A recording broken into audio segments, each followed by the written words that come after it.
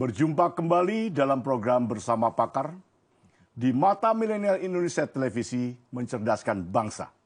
Kali ini kita akan berbincang dengan dua orang pakar tentang situasi ekonomi. Seperti kita bersama tahu bahwa situasi ekonomi nasional Indonesia, khususnya di era pandemi COVID-19, mengalami gangguan yang sangat serius. Salah satunya ditandai dengan pertumbuhan ekonomi Indonesia pada kuartal ke-1 2020 ternyata hanya pada kisaran 2,97%. Menteri Keuangan Sri Mulyani tentunya mengatakan sudah ada dua skenario pertumbuhan ekonomi tahun ini, yakni 2,3% dan skenario terburuknya kontraksi atau minus 0,5%. Untuk itu coba kita akan berbincang dengan dua narasumber kami. Ya. Yang pertama, Ibu Kandi Sofia Senasri Dahlan MBA PhD. Beliau tentunya adalah pakar ekonomi. Ibu silakan sapa pemirsa Ibu. Halo, selamat siang, selamat sore, selamat malam. Yang kedua adalah Dr. Tubagus Jody Rawayan atau Wijaya. Beliau adalah pakar perpajakan. Menyapa, silakan Bapak. Halo, salam sehat di masa pandemi. Baik, terima kasih. Kedua pakar ini tentunya adalah orang-orang yang sangat memahami tentang situasi ekonomi. Saya akan mulai saja dengan Ibu Kandi. Ibu Kandi, tadi kan di awal sudah dijelaskan bahwa situasi ekonomi nasional Indonesia tentunya dari sisi ekonomi makro, ya, kita mengalami situasi yang kritis, kritis, buruk, Bu ya. Ini akan sangat berpengaruh terhadap kehidupan masyarakat Indonesia secara keseluruhan. Betul. Menurut Ibu, apakah dengan penurunan tingkat pertumbuhan ekonomi saat ini, kita akan mengalami ancaman dalam bidang ekonomi? Baik, jadi adanya potensi yang amat besar dan bahkan barangkali sudah terrealisasi dalam hal penurunan tingkat perekonomian nasional, itu bukan lagi menjadi ancaman, tetapi sudah menjadi, kalau kita membaca literatur asing itu disebutnya katastrofik, Pak. Katastrofik ya. Yang nomor satu dalam hal ini adalah tenaga kerja, sumber daya manusia. Yang tadinya memiliki pekerjaan, mulai dari pekerjaan yang paling sederhana sampai ke pekerjaan yang paling kompleks, ini terancam PHK massal. Bahkan untuk tenaga kerja pada sumber-sumber pekerjaan yang pada level-level ekonomi lemah ya, ekonomi bawah, itu sudah terjadi PHK. Nah ini yang harus menjadi perhatian bagi pemerintah. Itu kan sektor formal, Bu ya? Sektor formal. Orang yang bekerja di sektor formal, betul, ya, yang mendapatkan penghasilan gaji. Ya, betul. Tapi kan kita mengalami zaman reformasi, betul, ya, hampir sama. Namun yang bertahan kan bukan sektor formal, justru sektor informal. Nah, ini bagaimana menurut Ibu sektor ini? Iya. Ini harus kita bedakan dulu, Pak. Ya. Pada keadaan tahun 98 ya, ketika terjadi krisis moneter Asia, dan sekarang itu 20 tahun yang lalu dan sekarang itu terjadi perbedaan pada isu apa yang menjadi penyebabnya. Oke. Ya. Pada masa itu penyebabnya itu terjadi secara gradual, Pak. Dari kita itu makmur, kita itu senang, kemudian lama-lama merosot. Tetapi itu ada jangka waktunya, Pak. Kalau sekarang tidak ya? Tidak ada jangka waktunya. Kalau dalam tanda kutip tuh orang bilang ujuk-ujuk gitu ya? Iya, tiba-tiba saja dihantam seperti ini dan kita dikhawatirkan ambruk. Betul, tiba-tiba saja pada pertengahan bulan Maret kan langsung diberitahu bahwa kita harus melakukan apa sih istilah kita tuh lockdown ya. Okay. Jadi pabrik-pabrik tidak lagi bekerja, kemudian terjadi eksodus tenaga kerja yang dari sektor perburuhan itu dari kota-kota yang menjadi sentra kembali ke daerah masing-masing, itu menimbulkan problem yang lumayan besar, Pak. Dengan berhentinya berbagai aktivitas ekonomi perdagangan, Bu ya. Tentunya kan secara nasional kita juga mengalami penurunan pendapatan. Salah satunya dari pajak.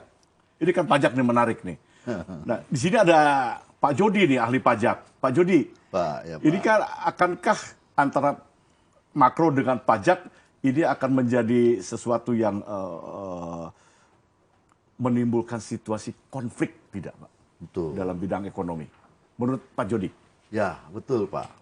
Jadi untuk masa pandemi seperti ini, di mana perekonomian kita tidak tumbuh, katakanlah tumbuhnya makin lama makin negatif, Ya. di mana buruh-buruh juga tidak bekerja dengan baik, apalagi untuk berusaha atau berdagang. Nah, sini sudah saatnya fungsi pajak tidak lagi berfungsi sebagai budgeter. Seperti kita tahu, Ya. fungsinya ada dua, budgeter atau regular. Regulator. Nah, kita sudah saatnya kita tidak untuk mengejar penerimaan pajak bagaimana caranya untuk membiayai fungsi budgeter tadi kita pinggirkan dulu, kita mengutamakan fungsi reguler. Fungsi untuk mengatur bagaimana kita bisa memberikan semangat bagi para pelaku ekonomi, bagaimana bisa supaya basis pajak itu kita pelihara dengan baik. Isunya bukan di budgeter sekarang Pak, pajak isunya, Ya. tapi di reguler. Reguler. Ya. Oke. Nah, berkaitan dengan isu Pak, sejauh mana sih masyarakat memahami isunya ini? Terutama masyarakat pelaku ekonomi. Nah, Ya. ini Pak, justru dalam kondisi kita tidak bisa ketemu muka. Ya. Kita semua ter-lockdown atau di rumah saja, maka work from home, kita pakai Zoom dan sebagainya. Itu memang tidak bisa sepenuhnya kita bisa mengerti apa yang kita bisa sampaikan pada suatu komunikasi. Ya. Nah, komunikasi pemerintah ini sebetulnya sangat diperlukan, tidak hanya kepada masyarakat umumnya, tetapi juga masyarakat pelaku ekonomi yang memang sedang kesulitan dalam mencari laba perusahaannya, kira-kira begitu. Nah, pemerintah sudah memberikan beberapa insentif fiskal untuk menggiatkan ekonomi ini, Pak. Bahkan sampai saat ini kemarin itu sudah dicadangkan sekitar 120,61 triliun. Jumlah yang sangat besar. Jumlah Pak. yang sangat besar. Stimulus atau gimana masalahnya? Itu termasuk yang sudah dicadangkan untuk bisa, katakanlah, potensi fiskal itu sudah akan direlakan sebesar 120 triliun itu. Ya, untuk diberikan insentif. Sehingga seharusnya itu memang sudah dipungut, itu kira-kira akan diserahkan kepada masyarakat untuk sudah tidak usah dipungut dulu. Tapi kan tidak diberikan 120 triliun itu kan tidak hanya itu barangkali Pak. Ini untuk apa saja sih pajak. Oh, kira-kira?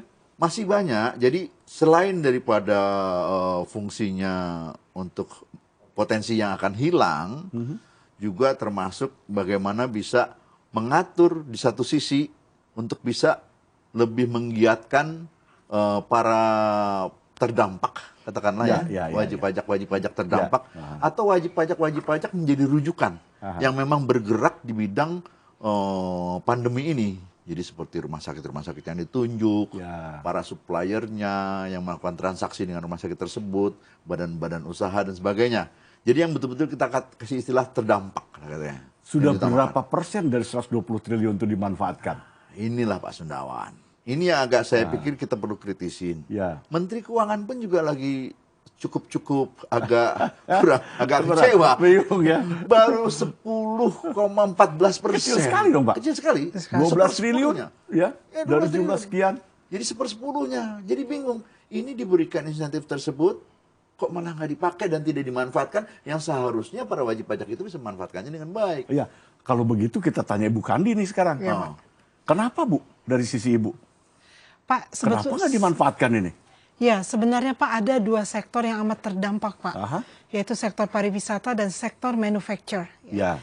Nah ini termasuk di dalam dana yang akan digelontorkan ini antara lain adalah untuk membantu menghidupkan usaha-usaha di sektor-sektor tadi yang terdampak oleh wabah ini Pak. Dan juga untuk memberikan bantuan sementara kepada para pekerja sampai mereka bisa berdiri pada kaki sendiri lagi. Artinya setidaknya dua pekerja di sektor tadi, pariwisata dan manufaktur. Iya, dua sektor tadi. Dua Okay. sektor tadi ini adalah dua sektor yang termasuk sektor andalan di Indonesia. Apalagi sektor manufacture, Pak. Nah ini kita lihat dari berita, kita lihat dari televisi, ya bahwa misalnya seperti di Jawa Timur, para pekerja pabrik dari daerah Jabodetabek kembali ke Surabaya dan sekitarnya. Ini yang amat problematik, Pak. Selain mereka membawa, ya mereka itu menjadi penular nomor 1 dari COVID ini. Sekarang paling tinggi ya Bu ya. Paling tinggi, Pak. Iya. Paling tinggi. Bahaya Betul. nih, Ya. Nah, ini kan sebuah dilema, Bu. Ibu katakanlah dari sisi Ibu ingin membangkitkan kembali sektor manufaktur. Tapi di sisi lain dari sisi kesehatan, manufaktur ini adalah justru klaster yang paling rentan. Betul. Ya, Bu ya? Ya.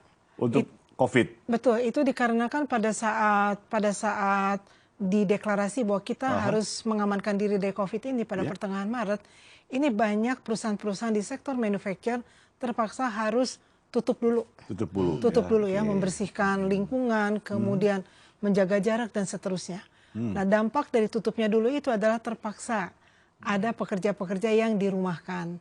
Nah, para pekerja ini seperti yang kita lihat kemudian berbondong-bondong kembali ke daerah asal. Oke, bisa tidak Bu sektor Ibu tadi memanfaatkan tadi stimulus atau insentif pajak untuk tadi mengembalikan gairah ekonomi di manufaktur? Kalau menurut saya bisa Pak, bisa ya. Tetapi yang harusnya dilakukan sekarang itu adalah satu keputusan yang cepat dan tepat bagaimana supaya dana dari sektor pajak tersebut bisa dikucurkan ke mereka yang membutuhkannya ya, tanpa melalui prosedur yang berbelit-belit. Apa kira-kira, Bu? Nah itu Konkretnya, Pak. Bapak nih. Konkretnya apa nih, Ibu Pak? udah menangkap aja. Iya, Udah menangkap datanya memang. Karena Ibu ingin konkret aja lah. Iya. Karena beliau tanggung jawab terhadap manufaktur dan sebagainya. Ya, ini memang betul Pak. Ini jadi dilematis memang. Ada semacam sehingga masyarakat agak melihatnya suatu ini kayaknya pemerintah ini membingungkan. Banyak beberapa peraturan-peraturan yang tidak mudah untuk dicerna begitu saja oleh masyarakat, Pak. Itu juga saya pikir memang cukup sharing besar buat membuat dia tidak bisa memanfaatkan. Pertama mungkin ketidakmengertian.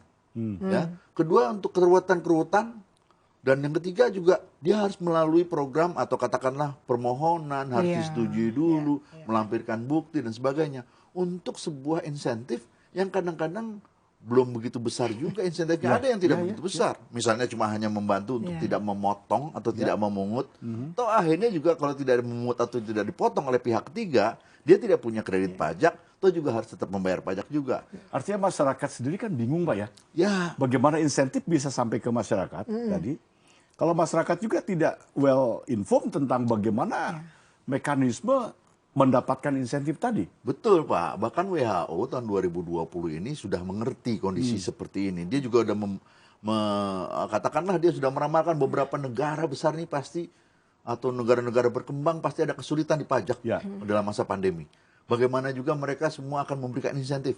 Pesan yang disampaikan adalah menganjurkan bagaimana membuat insentif itu yang kemudahan, kalau perlu diberikan suatu hal-hal prosedur-prosedur yang otomatis, tidak perlu banyak administratif yang ruwet-ruwet, sehingga dengan mudah tanpa berpikir, oh bisa memanfaatkan insentif-insentif tersebut, fasilitas pajak yang diberikan. Kalau ini kan tidak Pak, ini yang dikhawatirkan. Mungkin pemerintah juga membingungkan, atau bingung katakanlah, sehingga beberapa duplicating yang terjadi.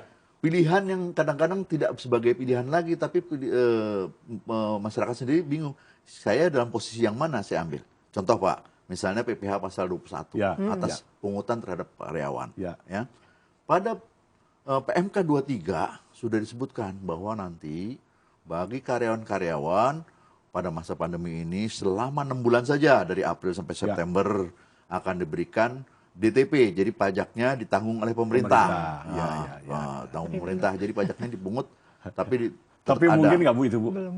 Tapi belum itu baru gimana? Baru dalam pembahasan Pak itu Pak. Ini baru wacana nih ya. Baru wacana. Tetapi mohon maaf Pak, masyarakat dibingungkan lagi. Setelah itu muncul lagi yang namanya PMK 28, kira-kira nggak sampai 1 bulan keluar lagi. Ada lagi insentif bahwa suatu majikan atau perusahaan tidak memotong, boleh tidak memotong, ya.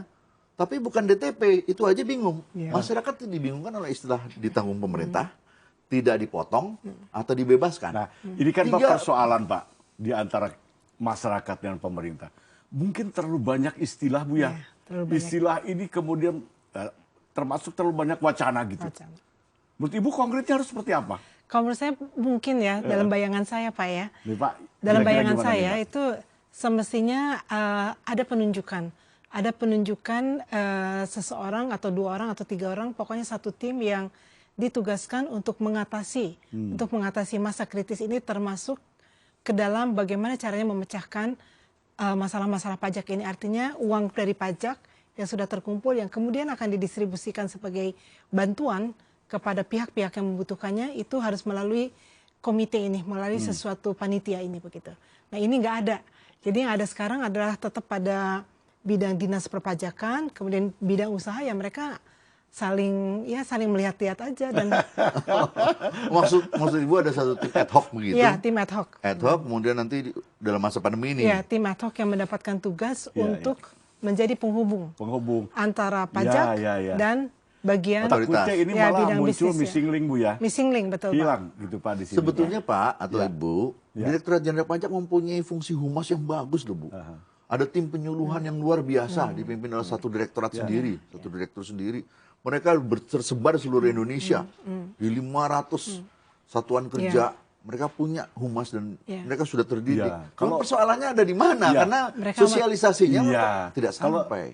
Kalau saya lihat sih ini dengan gambaran Bapak tadi, tim humas demikian banyak dan sebagainya, mungkin Pak ya, dari aspek komunikasi publiknya.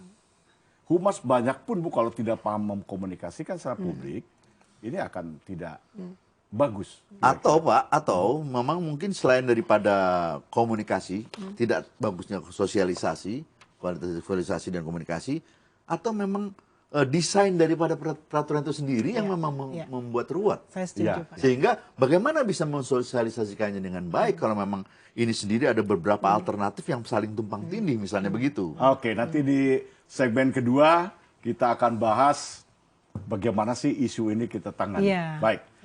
Sementara kita break dulu, Ibu, Bapak menikmati teh. Teh ini adalah produk rakyat. Jadi nanti dari sektor Ibu ini harus diperhatikan. Silakan, Bu. Terima kasih banyak. Terima kasih.